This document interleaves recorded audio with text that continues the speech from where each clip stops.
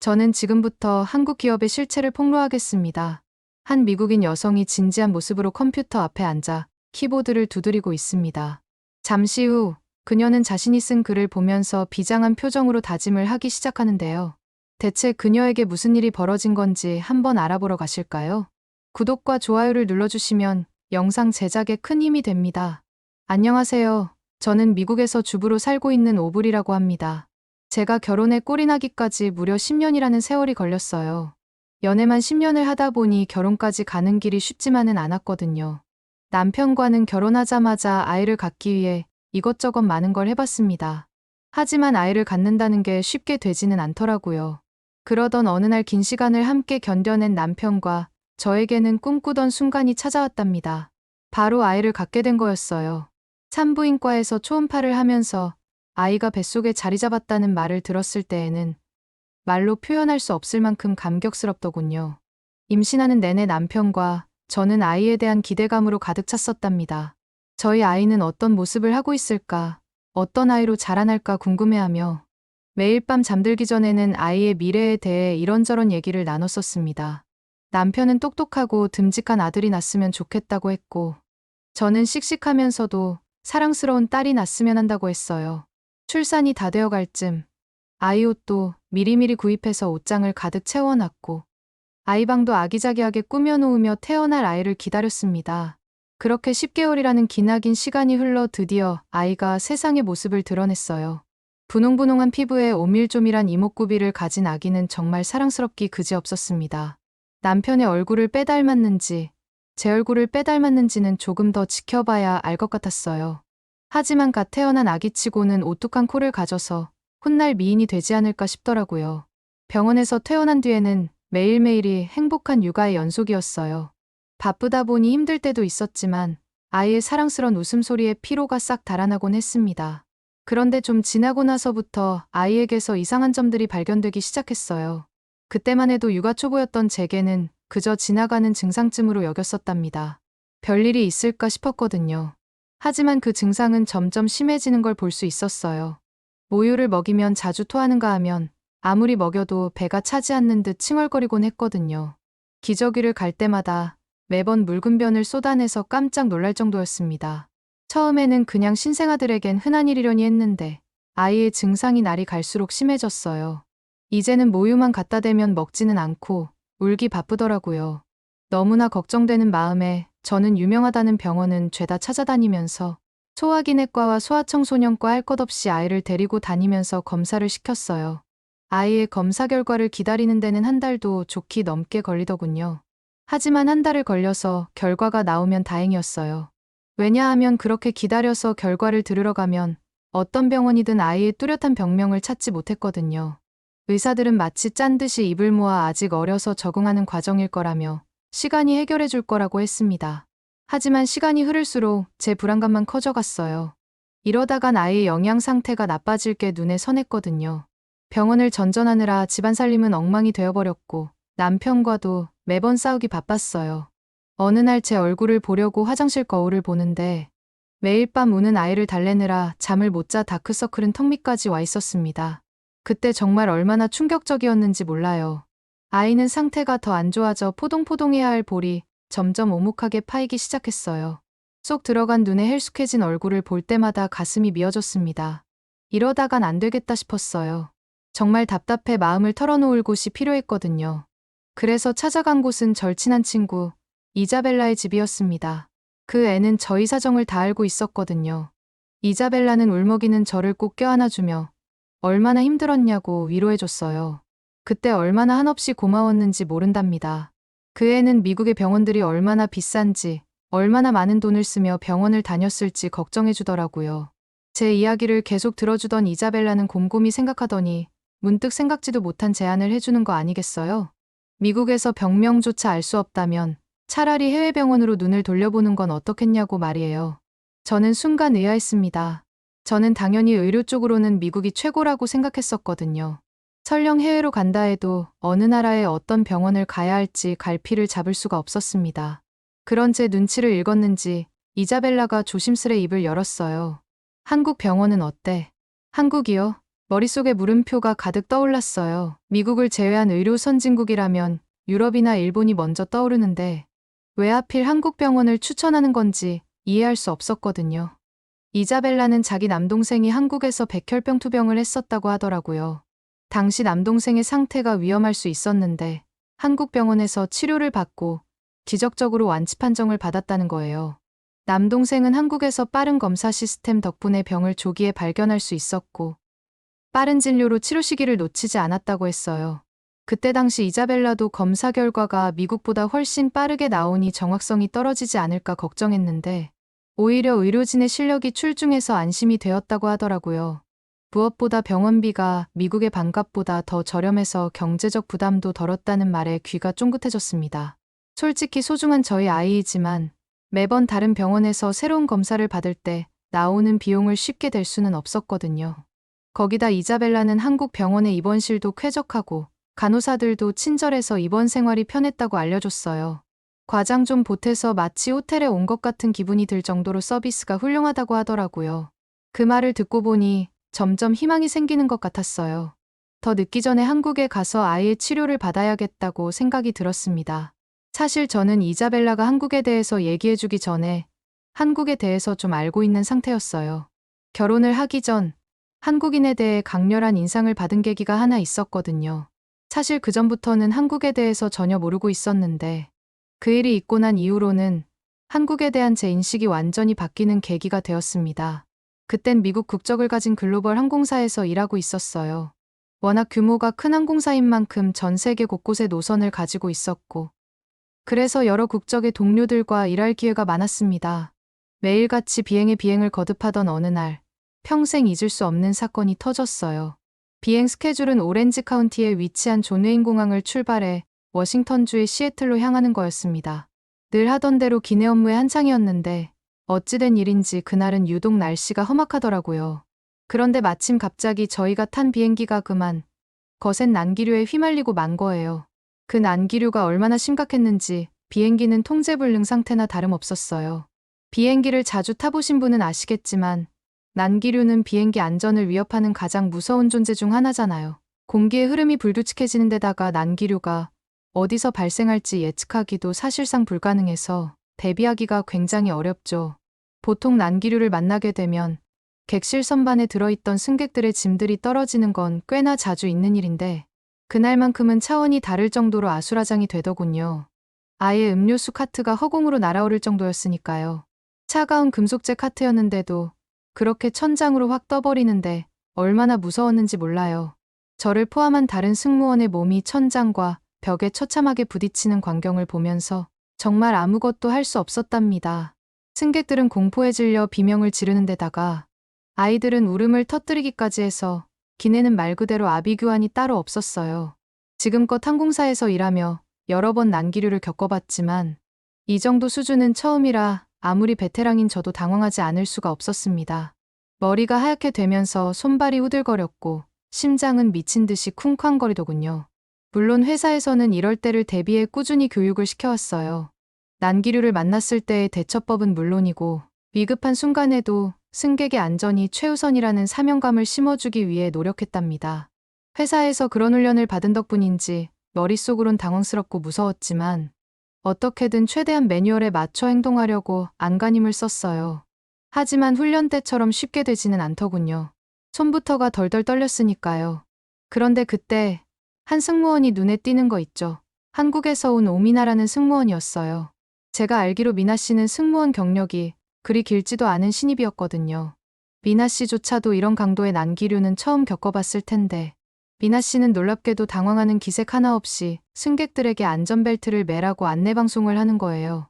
목소리에서 묻어나는 믿음직함과 침착함은 저마저도 안심이 될 정도였다니까요. 미나 씨는 그렇게 안내방송을 한 뒤에 통로에 굴러다니는 음료수 카트를 치우려다가 발목을 크게 삐어버렸어요.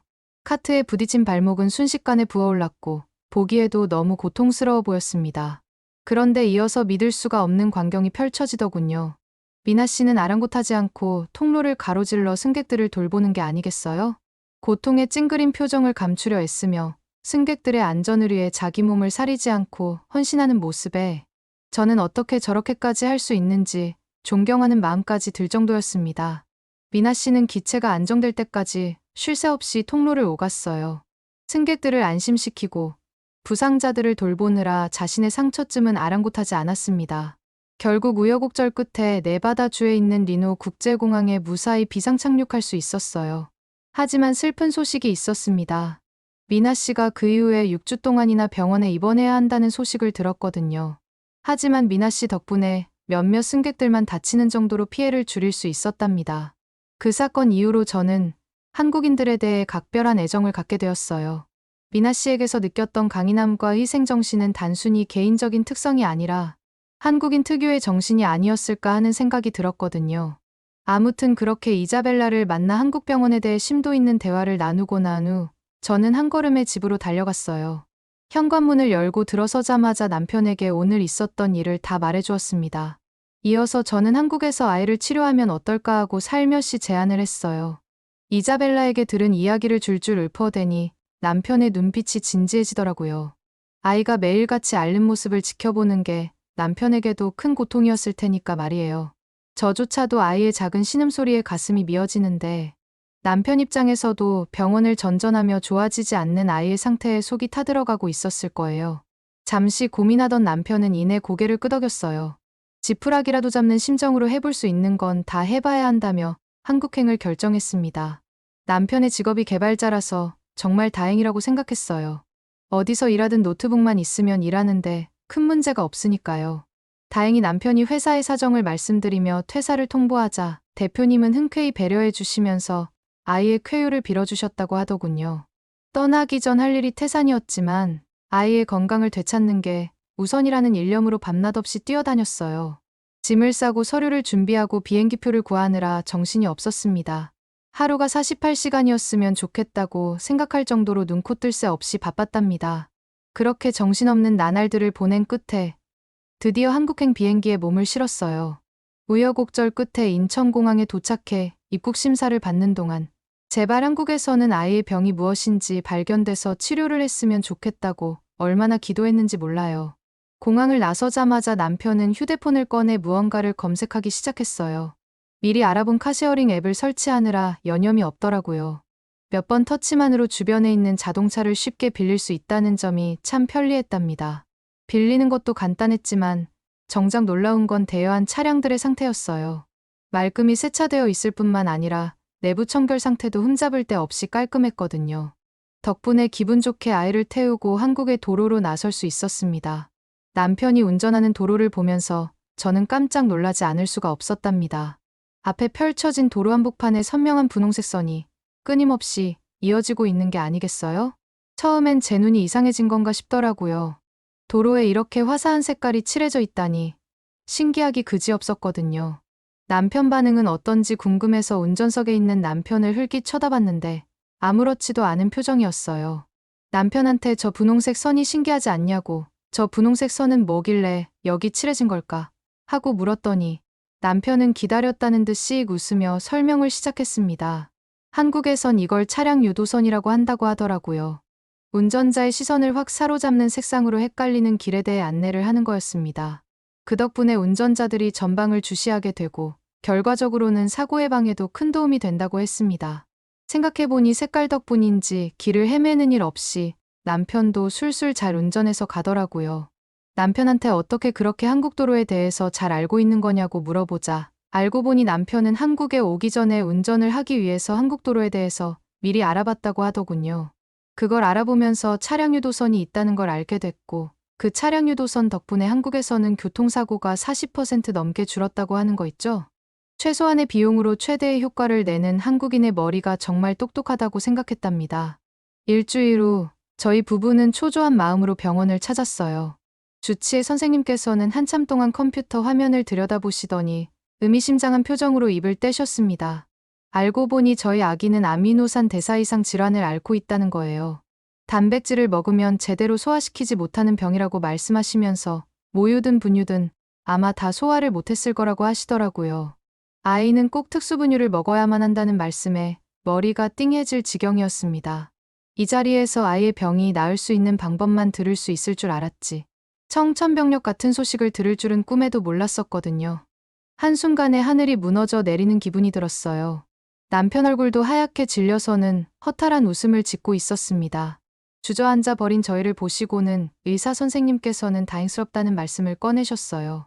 한국에서는 특수분유를 쉽게 구할 수 있고 가격도 미국의 10분의 1 수준이라서 부담이 없을 거라고 하시더군요. 선생님께서 추천해 주신 분유라도 먹여보라는 말씀에 그래도 작은 희망이 생기는 것 같았습니다. 사실 미국에서는 이 정도 진단도 받을 수 없이 모두 이상 없다고만 말을 했었거든요. 처방전을 들고 병원을 나서는데 남편이 스마트폰으로 뭔가를 검색하고 있더라고요. 아마도 특수분유에 대해 자세히 알아보고 싶은 모양으로 보였어요. 저도 궁금한 마음에 옆에 바짝부터 같이 화면을 들여다봤습니다.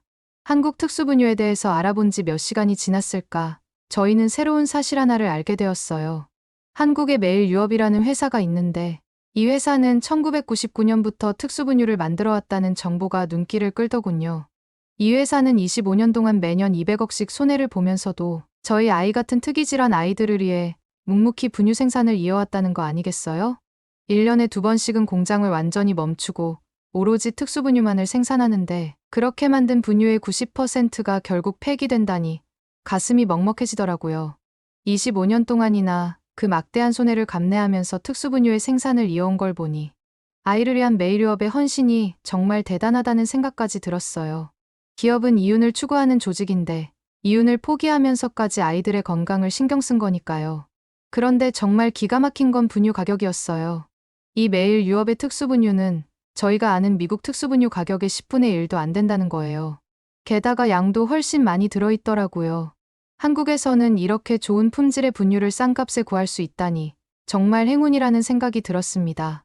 아이에게 먹일 분유도 해결했겠다. 이제 분유를 어떻게 살지 고민이 되었어요. 한국에 오기 전에 알아본 바로는 한국인들은 직접 장을 보러 다니기보다는 인터넷 배송을 많이 이용한다고 하더군요.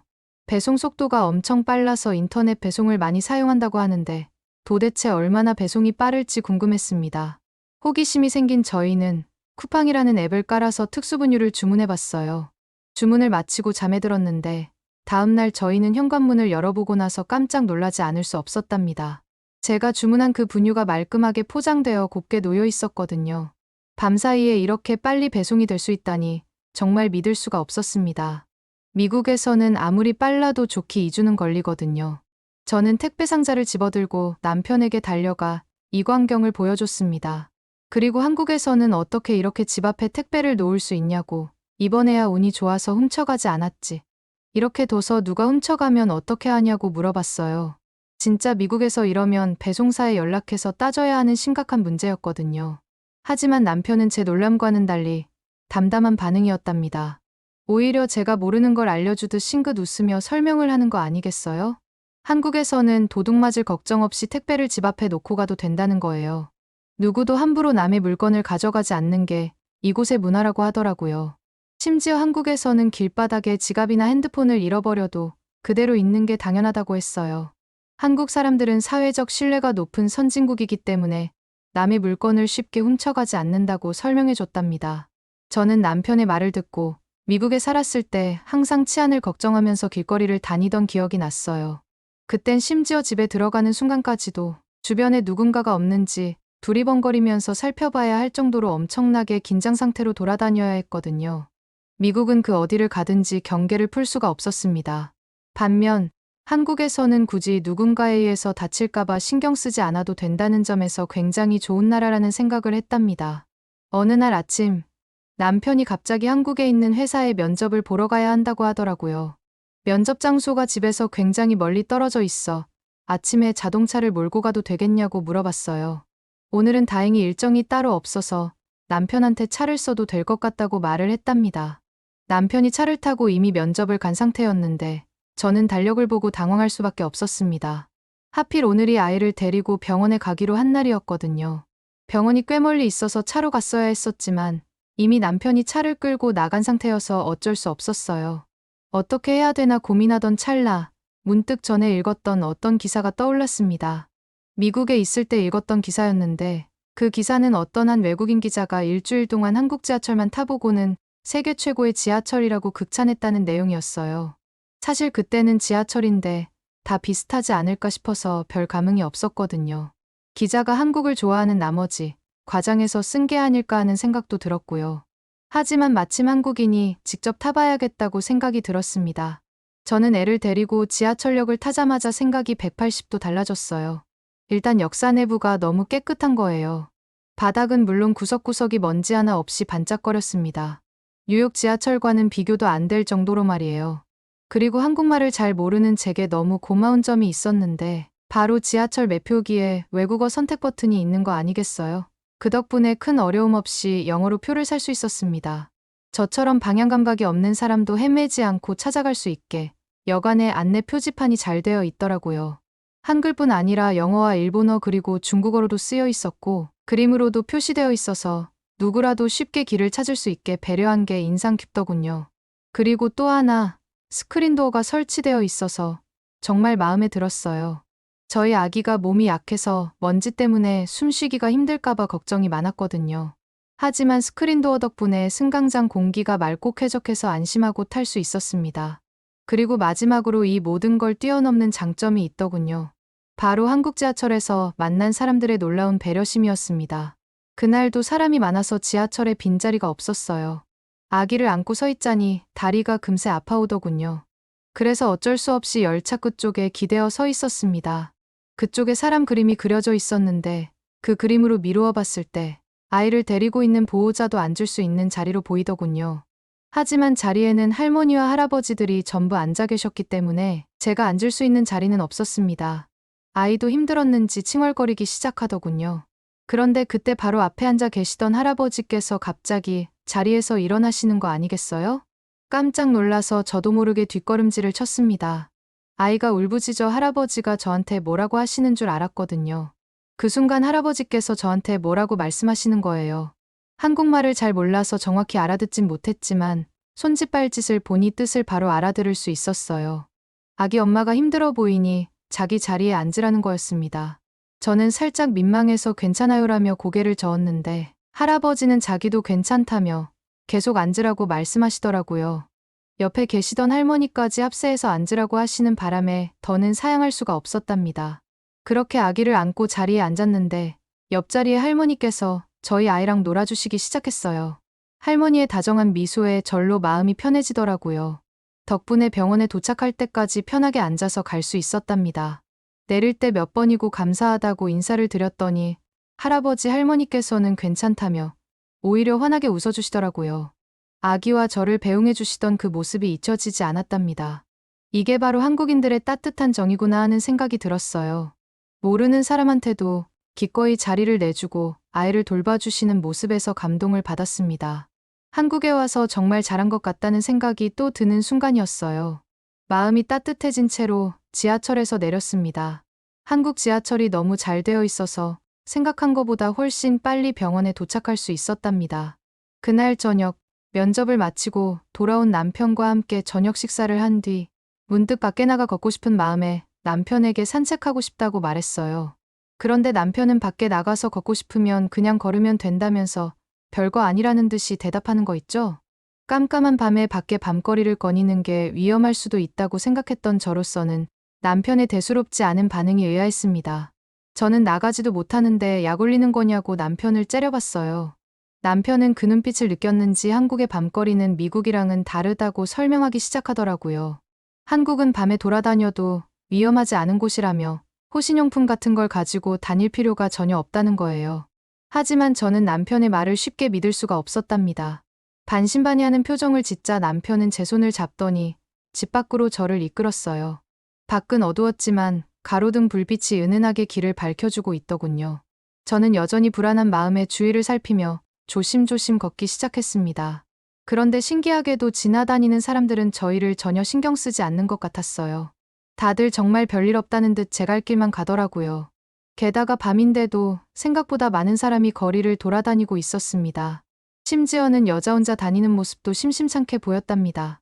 이 광경을 보며 낮에 지하철에서 겪었던 일이 떠올라 남편에게 들려줬어요. 남편은 제 얘기를 듣더니 신기하다는 반응을 보이며 다음에는 같이 지하철을 타보자고 제안했습니다. 저희는 그렇게 밤거리를 걸으며 한국 생활에 대한 소감을 나누기 시작했고 결국 저희 둘 다 한국행을 잘 선택했다는 결론을 지었어요. 희귀병을 앓는 아이에게 좋은 치료를 받게 해줄 수 있고 무엇보다 치안 걱정 없이 살 수 있으니까요. 앞으로 한국에서 정착하는 것까지 고민하게 됐답니다. 그러려면 영주권이 필요할 텐데 어떻게 받을 수 있을지 남편과 알아보기로 했어요. 집에 돌아와서 저는 오랜만에 미국의 한 커뮤니티에 글을 올렸답니다. 저희 아이같이 희귀병으로 고생하는 아이를 위해 한국에서의 치료 경험을 자세히 썼습니다. 그리고 손해를 감수하면서까지 특수분유를 만드는 한국의 훌륭한 기업 이야기도 함께 적었어요.